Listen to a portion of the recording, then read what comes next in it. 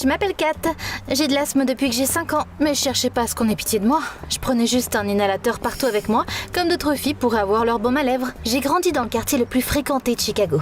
C'était sale, bruyant et dangereux, et j'adorais. Nouvelle boîte, Bob? Un idiot a jeté ce trésor, t'imagines ça un peu? Félicitations pour ta nouvelle maison alors. Ma mère était une artiste indépendante. Papa collectait des disques vinyles et travaillait dans des startups. On vivait dans un loft et on adorait Chicago. Mais là, maman a commencé à boire des smoothies au brocoli et à s'inquiéter pour l'environnement. L'air à Chicago est trop pollué. Ensuite, c'est papa qui est devenu parano. Il y a encore eu un accident de voiture dans le centre-ville. 10 appartements ont été cambriolés en une nuit. On devrait installer un autre système d'alarme. Bientôt, mes parents voyaient le danger partout. Mais un jour, quelque chose de mauvais leur est arrivé. Vous vous êtes battus dans un centre commercial?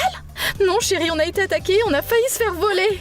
Ça suffit, on doit déménager dans un endroit plus sûr. Papa était sérieux. Bientôt, ils ont pris une décision. On déménage à Clarkson Hill. Qu'est-ce que c'est que ça? Une petite ville confortable. J'ai trouvé un boulot dans une éco-usine là-bas. Ta mère fera pousser des fleurs dans notre jardin et l'air pur sera bon pour ton asthme. Mes parents étaient heureux d'échanger la jungle de béton contre le rêve de la banlieue américaine. Perso, c'était pas mon cas. Après tout, mes amis, le bruit de la rue auquel j'étais habituée et mon skatepark préféré étaient tous à Chicago. Mais personne ne se souciait de ce que je voulais.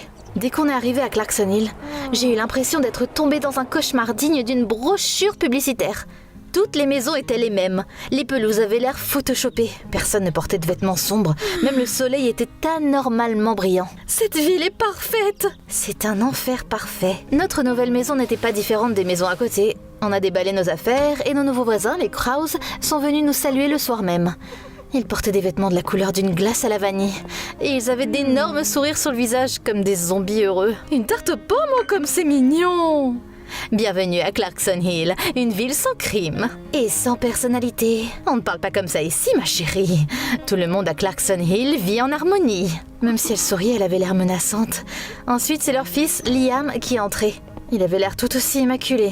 Mais ses yeux semblaient crier « Sauve-moi !» Il sonne monotone, comme s'il avait mémorisé ses lignes. « Bonjour, je suis heureux de vous rencontrer. » Soit elle faisait semblant, soit ses parents le tenaient en laisse. En tout cas, leur famille me mettait mal à l'aise. Avant qu'ils ne partent, Madame Crow a donné du thé à maman. « Je gère un magasin de thé et je pourrais vous en apporter plus. » Puis cette sorcière m'a regardée et m'a dit d'une voix angélique « Je dois t'avertir que l'école locale ne tolérera pas ton apparence. Je t'apporterai en uniforme demain matin, Kathleen. »« Kat, je m'appelle Kat. »« Comme tu veux, ma chérie. » Vous avez vu ça? Ils sont complètement fous. On aurait dit que